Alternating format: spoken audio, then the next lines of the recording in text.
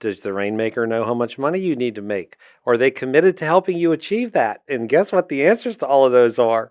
Either No. no or I don't know. If you can't write a contract on the back of your car on a Saturday night, then you don't know enough. All you have to do is show up. Just show up and you can succeed. Let's get to the point. So here's the hard parts of it, joining a team. So when I became the broker, and I've seen these massive team implosions, meaning people think it's going to be a marriage made in heaven, and it Right. isn't. Right. And so what I started doing to help prevent that was, I call it like holding up speed dating in Las Vegas and getting married in the middle of the night. And so you join a team, and so what happens? These people join real estate, and they suddenly think they see people succeeding on a team, that it's going to be quick and easy with a bunch of Right. support. They can't sign fast enough. So what I started doing before people can actually join and sign the form is they have to come to me, and I start asking them questions. Right. And it's shocking. Like, what is the team going to provide? What were you looking for? Did you convey that message to the rainmaker of the team? Does the rainmaker know how much money you need to make? Are they committed to helping you achieve that? And guess what the answers to all of those are? No. Either no or I don't know. So it's like that's It's kind of like premarital counseling, where you're raising questions that Right. people don't even know, and sometimes it makes them stronger, and sometimes it busts up the relationship, as it should. Yeah, it's a real, what I like about it is when people come to me and they're upset and it hasn't worked out for them. And of course they're at times mad at me then, or mad at Keller Williams, and then they leave the real estate, or possibly both Keller Williams and real estate. Right. So it's disappointing to me, because I feel like I'm needed to be the one Kind of to the help mediator. guide them Yeah. right to what is right for them. Well, and Jeff, I think that there's two ways. There's two tracks that we can look at.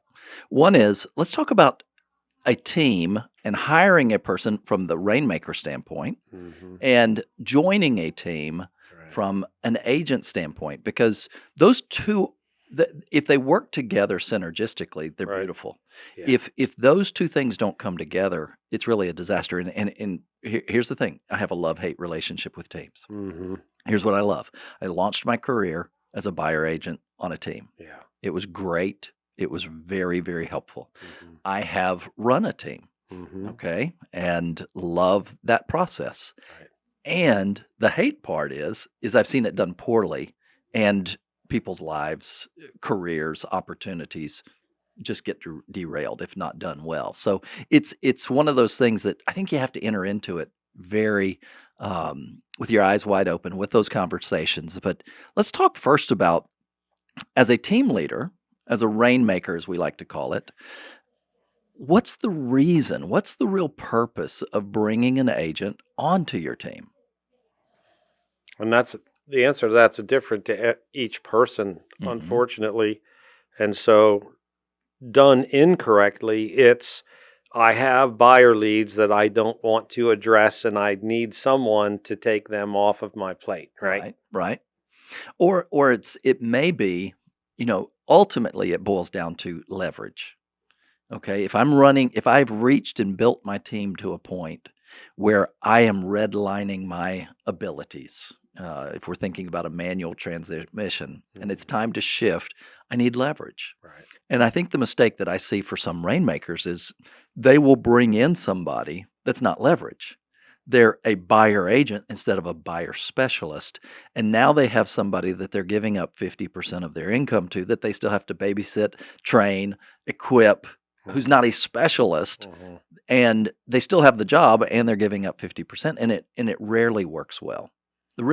So you really got to look at it in terms of, from the lead, do I have leverage here to get more done in less time, right? Right. I think one of our top teams was coached to, you don't need to leverage unless you have 30 additional leads that you can't take care of a month. Mm-hmm. It's like one a day would provide enough support and resources to someone to take over to help you instead of something other than that. Right. And so, and also, I think the main thing when done well is I am committed to my team's success, and everybody on my team, I'm aware of their goals and dreams, and I'm committed to helping them get there. Right. So it's really looking at creating win-win Mm-hmm. or the no deal. Is as a team leader, I'm looking for the leverage. Mm-hmm. From the agent, I have somebody who's invested in my career growth. And it's not, let me just go a mile wide and inch deep with a bunch of team members and no one really succeeds except for the team leader, Right. who kind of reaps the reward of that. Mm-hmm. But creating that environment for massive success. Teams can really work, though. We just talked to one of the young ladies that came here, and we'll interview her on a future podcast.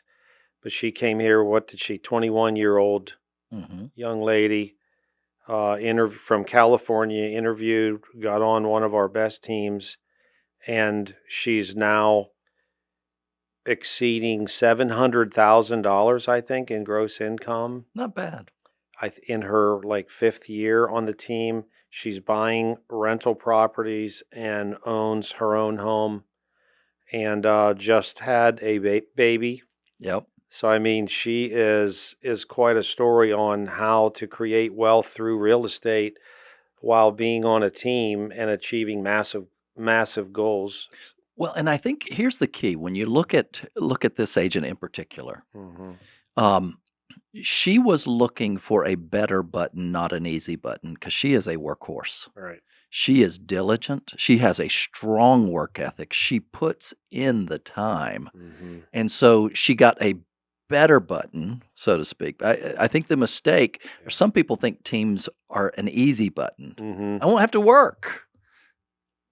And that's the furthest thing from the truth. That is the truth. So each team should have a team standard requirement. So don't join my team unless you're committed to showing up each day, working a certain number of weekends, maybe whatever the team standard's going to be from a show up and do your job standpoint. And that's the same problem that we have in real estate in general, right? Is the commitment to it over time. The team thing will keep on with that is it really works when agents realize they're not cut out for being a single agent or an individual agent, and it isn't fulfilling their needs, whichever, not just financial, connection, being with others, work ethic, nights, holidays, and weekends, doing transaction coordination. Who wants to do all of that, or who can? Right. Really, right? So a team, if it fulfills that. So when I have agents who come to me and they're unsuccessful or unhappy with trying to be an agent on their own, then they have options, and certainly a team is one, and the people that are succeeding at a high level on the team get that. Right. Well, and look at it this way, that there are several facets to a real estate transaction. There's lead generation. And so that comes from not only finding leads, following up with leads, making the phone calls. Then there's negotiating contracts. But after that, and that's really about 20%. Mm-hmm. Lead generation, lead follow-up, going on appointments, negotiating contracts. Those are the main pieces. Now, 80% of it is contract to close, administrative, all the minutia, the junk that can derail you from staying in the real income opportunity.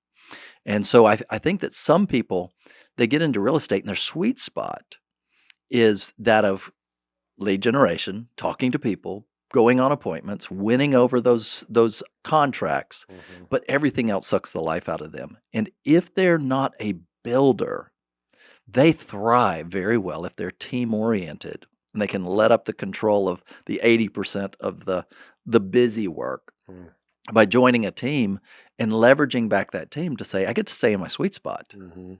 And that's where you take this young lady who is very good at those core components, but doesn't want to do all the other stuff that quite honestly, if she was left doing all that other stuff, it would probably suck the life out of her. Right.